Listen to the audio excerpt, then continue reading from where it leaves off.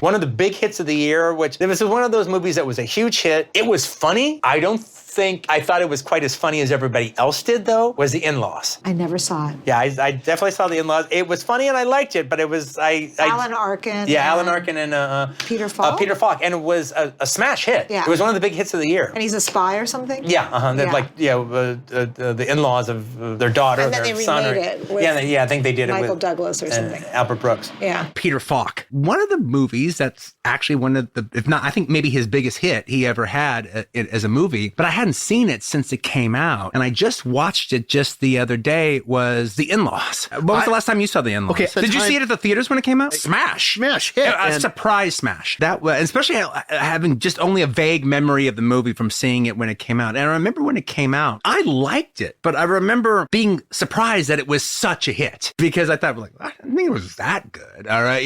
But that was actually one of the neat things about it, was to kind of watch it again after all this time, and especially to just focus in on Peter Falk. I mean, he's fucking hysterical in that movie. Alan Arkin is almost the same case as you can make with Mikey and Nicky, that maybe Peter Falk has the harder job because he has to kind of be the straight man to John Cassavetes. And that's kind of the situation where Alan Arkin actually gives one of the greatest straight man performances I've ever seen in a movie ever, because he's the straight man that gets just as many laughs as the comedy guy. And it's his story. It's what happens to him over that weekend is what it's about. It's a comedy and it's about the laughs, and they're both very funny actors, but it's about the acting. They are playing two characters. This is an acted movie in a way that, like, other comedies with, like, funny actors who act funny aren't. There's more about comic persona. They're giving fantastic performances while getting all the jokes, while setting each other up, for their successes. Now, the thing is, there is one Peter Falk movie that was very, very seminal in the 70s in his time that I haven't seen that I would like to see, and that's right here. And that's this massive, successful TV movie he did called Griffin and Phoenix. It's from the early 70s. It was a massive success. I missed it. I never saw it, but I remember it getting a lot of attention when it came out. Tearjerker love story where these two people find each other. He's going to die from some sort of disease, and she's going to die from some sort of disease. I think one of the reasons the movie was such a hit is I don't think people realized the extent of how Peter Falk had become a superstar because of Columbo. They knew Columbo was a star, but they didn't know that it 100% had translated to Peter Falk himself. And I think this was like the first thing he had done since he had scored as Columbo that he was he's the star of. And that's when people realized, holy shit, Peter Falk he's a superstar. I like the title sequence too. Actually, one of the things I don't like about the movie is all the bouncy comedy music that never lets you take the movie seriously, because it's always Pink Panther. Now,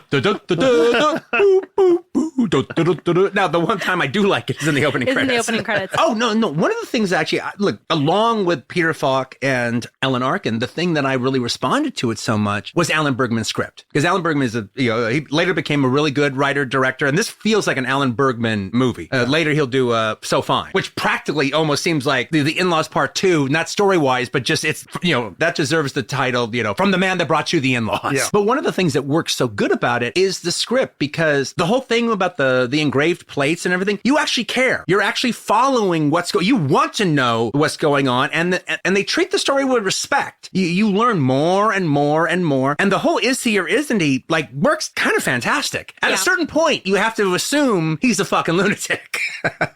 I looked at my video, and it was also, it wasn't an archive, it was my own collection, and it was $1.99, and it says I bought it at Amoeba.